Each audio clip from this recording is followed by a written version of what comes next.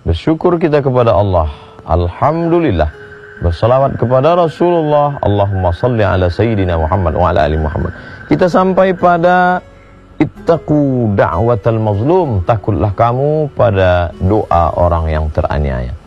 Ada seorang nelayan, anaknya dalam keadaan lapar menangis, meneteskan air mata karena tidak makan.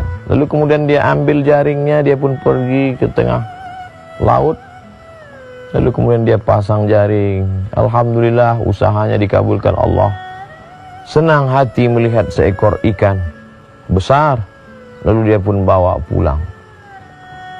Terbayang anak akan menyuap, hilang letih, hilang lelah, tetes puluh keringat dan air mata. Karena nanti anak akan makan nyaman, tenang, perut kenyang, anak akan tertidur. Hilang lelah melihat senyum anak tertidur pulas. Tapi ternyata itu hanya sebagai mimpi semata. Karena di tengah perjalanan saat dia tenteng ikan, ada seorang raja penguasa yang ternyata suka melihat ikan ini. Pengawal, ambil ikan. Oh Tuan Raja, ini untuk anakku yang sedang lapar. Ternyata orang-orang yang punya kuasa ini ada kenikmatan. Sebenarnya nikmatnya bukan saat makan ikan itu, tapi saat merampas ikan itu dari orang yang zalim, dari orang yang lemah. Nampak kezalimannya, menunjukkan kuasa terhadap orang yang hina. Ternyata ada kenikmatan tersendiri bagi mereka yang punya penyakit. Luar biasa.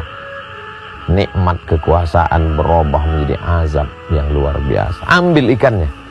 Mau tidak mau, suka tidak suka, nelayan yang lemah. Tak terbayangkan bagaimana nanti dia akan pulang ke rumah dalam keadaan anak lapar, menangis, meratap. Tapi itulah kenyataan yang harus dihadapi. Apa yang terjadi? Ratu senang melihat ikan besar. Ini ikan besar, ya, ikan kesukaan Tuan Raja. Ikan menggelepar. Takdir berkata, taring ikan mengena ke ujung jari raja. Tiba-tiba saja raja merasakan sakit yang luar biasa. Dipanggillah tabib, dokter, untuk melihat apa yang terjadi. Ternyata racun dari ikan. Ikan beracun. Sudah masuk ke darah dan sudah mulai terasa. Lama kesembuhan tak juga tiba. Bagaimana ini tabib? Bagaimana ini dokter? Nampaknya tangan Tuan Raja harus diamputasi. Tidak ada obat lain, tidak ada. Akhirnya jari harus hilang. Tapi ternyata nyerinya tetap tidak hilang. Jari sudah hilang karena dia bukan berada di jari tapi sudah masuk ke darah. Kalau begitu harus dipotong sampai ke pergelangan. Na'udzubillah, menyakitkan, mengerikan, menakutkan. Tapi ini harus dilakukan. Kalau begitu harus dipotong sampai ke pergelangan tangan. Bagaimana rasanya Tuan Raja? Masih tetap tidak hilang. Nyeri, denyut. Kalau begitu mesti dipotong sampai ke siku. Apa boleh buat? Itulah satu-satunya solusi. Na'udzubillah, jangan sampai terjadi pada diri kita, pada anak cucu keturunan kita. Dipotong sampai ke siku. Nyeri hilang, tapi risau, gundah gulana, jantung, hati tak tenang, tetap datang. Malam tak lelap, siang tak kenyang. Apa sebenarnya yang terjadi? Maka dipanggillah ahli hikmah yang dapat melihat hati. Apa yang sebenarnya terjadi dengan hati? Tuan Raja, ada orang yang sedang teraniaya, terzalimi.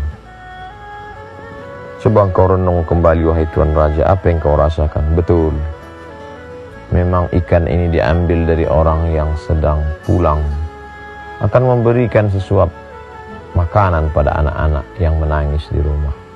Ternyata ada orang yang teraniaya, Tuan Raja.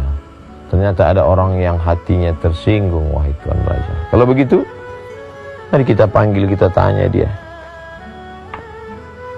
Raja ingin meminta maaf. Maka dipanggillah nelayan yang teraniaya ke istana Tuan Raja yang megah dan besar. Lalu kemudian ditanyakan kepadanya, sudikah engkau memaafkan, berdamai? Nelayan itu dengan lapang hati memaafkan. Begitu rupanya mereka yang susah. Tidak sulit bagi mereka untuk membukakan pintu maaf kepada orang-orang yang punya kuasa. Sudahkah engkau memaafkan wahai nelayan? Aku sudah lama melupakan ini wahai Tuan Raja. Apa sebenarnya yang kau doakan? Apa sebenarnya yang kau katakan? Apa sebenarnya munajat yang kau panjatkan kepada Allah? Sehingga begitu berat siksa yang diterima ini. Apa kalimat yang kau katakan? Tidak banyak Tuan Raja. Apa yang kau katakan? Ya Allah, Raja sudah menunjukkan kuasanya, maka tunjukkan kuasamu. Bergetar hati Raja. Ternyata dia tidak mengadu kepada penguasa, dia tidak meminta kepada manusia, dia tidak berharap kepada hamba, tapi dia mengadu kepada pemilik hamba. Qalbul mu'min baina asabi'ir rahman, hati seorang manusia berada dalam genggaman qudrat, iradat, kuasa Allah Subhanahu wa taala. Mengadu kepada manusia kecewa, mengadu kepada kawan esok dia akan berubah menjadi lawan.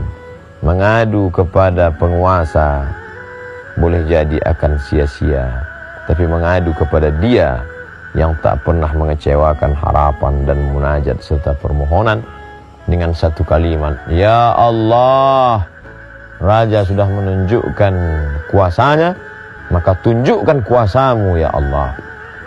Ikan juga lemah, tapi ternyata gigi taringnya mengandung bisa. Bisa itu masuk ke darah, masuk ke dalam tulang. Begitulah Allah membalas. Ittaqu da'watal mazlum. Hati-hati, waspada terhadap doa orang yang teraniaya. Mudah-mudahan kita tak pernah menganiaya orang, dan andai pun pernah, mohon maaf. Assalamualaikum warahmatullahi wabarakatuh. Hai sahabat religiwan semuanya, semoga usia bertambah, istiqomah juga semakin bertambah, amal bertambah, maka bertambah pula kesiapan kita untuk tetap menebar kebaikan. Assalamualaikum warahmatullahi wabarakatuh.